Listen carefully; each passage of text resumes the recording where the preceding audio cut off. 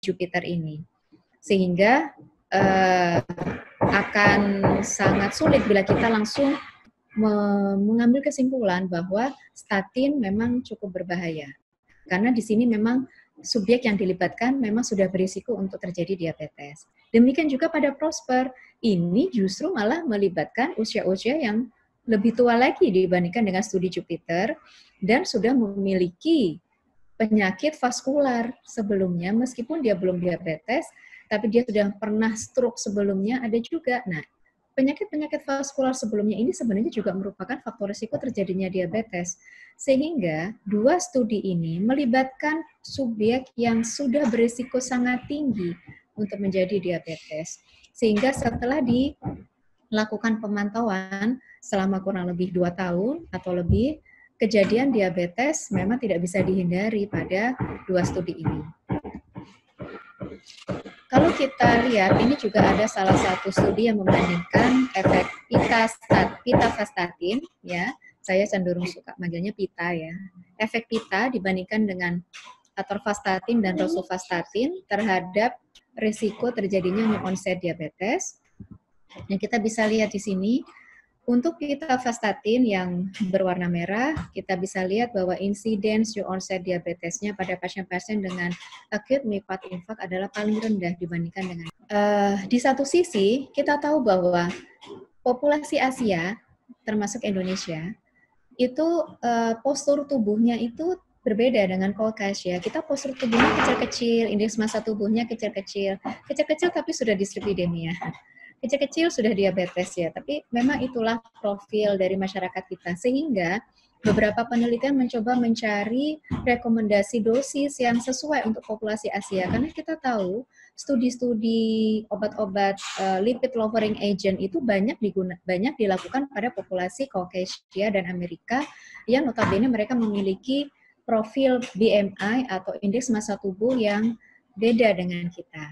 Nah, ini ada salah satu publikasi yang menunjukkan dosis rekomendasi dosis statin untuk populasi Jepang. Mungkin di Indonesia memang kita belum ada data yang cukup untuk membuat guideline sedetail ini, tapi dengan profil tubuh yang kurang lebih sama, sesama Asia, maka kita bisa lihat di sini bahwa meskipun di United States mereka bisa menggunakan atorvastatin sampai 80 mg, tapi untuk populasi Jepang, mereka hanya menganjurkan sampai 40 mg. Demikian juga dengan rosuvastatin. Ya. Dari sini kita bisa melihat bahwa penggunaan obat-obat statin untuk populasi Asia memang tidak setinggi untuk populasi di luar Asia.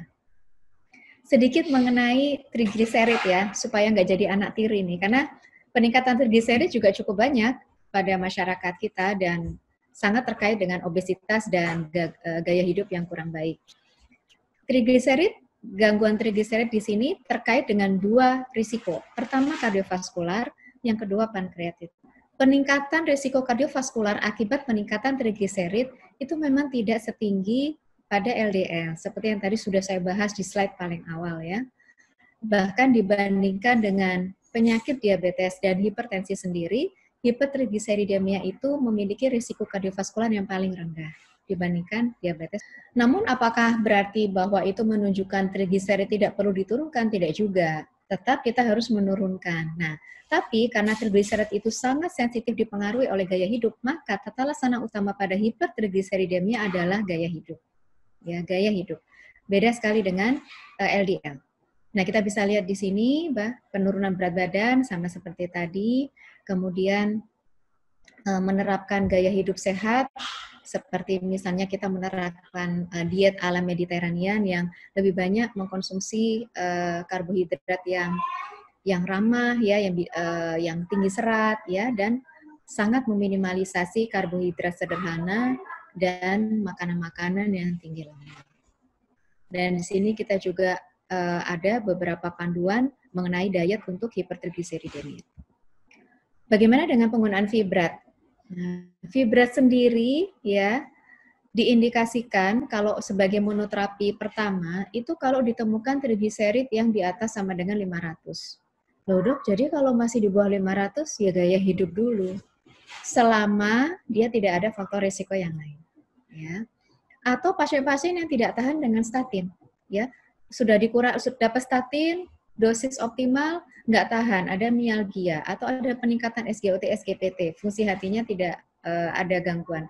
Kita turunkan statinnya, masih terjadi juga. Kita bikin alternate dose, masih terjadi juga, ya sudah, mau apa dikata. Nah, itu kita, karena yang tersedia saat ini di Indonesia PCSK9 belum ada, maka kita berikan fibrate. Atau sebagai tambahan pada terapi statin yang lain. Ya, jadi fibrat memang dijadikan sebagai terapi utama untuk hipertriglyceridemia terisolasi, ya, atau dia bisa menjadi kombinasi dengan statin pada kondisi-kondisi pasien tertentu. Ini salah satu kondisi tertentu yang saya maksud tadi. Accord Lipid Study ini meneliti keuntungan atau benefit mengkombinasikan antara statin dengan fibrat pada kondisi dislipidemia mix dislipidemia. Jadi LDL-nya naik, trigliseridnya juga naik.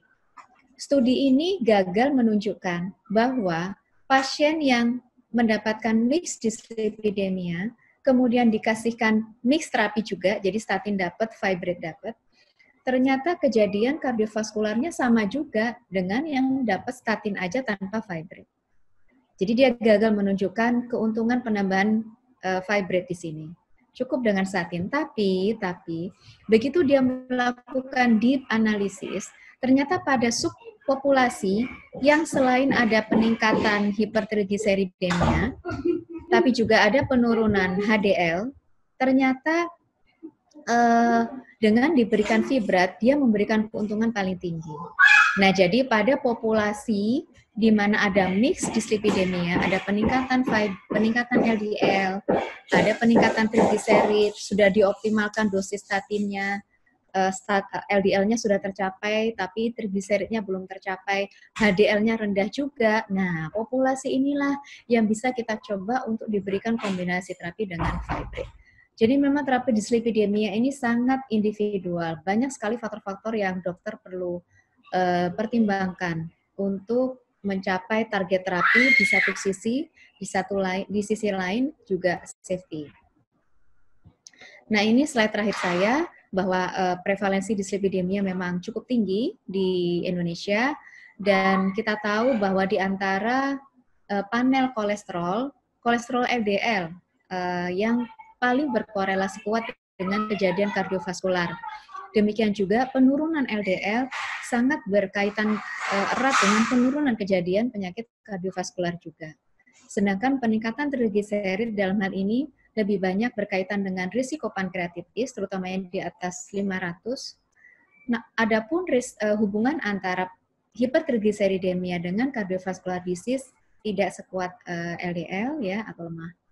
Dan untuk pemilihan terapi biasanya kita menyesuaikan dengan penyakit dasar, karakteristik klinis pasien dari mulai usia, jenis kelamin, berat badan, komorbiditas, ya, target terapinya seperti apa.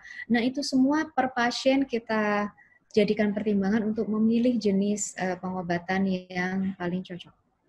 Prioritas adalah menggunakan monoterapi terlebih dahulu untuk mencegah terjadinya efek samping. Namun apabila gagal mencapai target atau ada intoleransi atau ada indikasi khusus, maka kita bisa memberikan kombinasi terapi.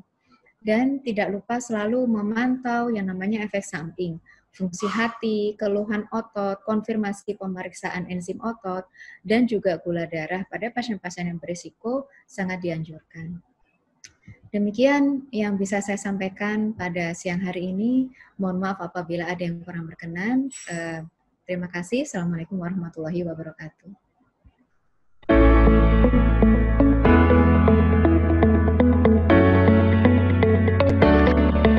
Livalo merupakan pitavastatin original dengan berbagai keunggulan. Pada kelas moderate intensity statin, Livalo mampu menurunkan LDL hingga 47%. Terbukti meningkatkan kadar HDL secara terus-menerus selama 5 tahun. Livalo sebanding penurunan LDL dan kenaikan HDL pada dosis yang sebanding dengan atorvastatin dan rosuvastatin dengan efek mialgia yang minimal, mampu menurunkan resiko kejadian kardiovaskular sebesar 9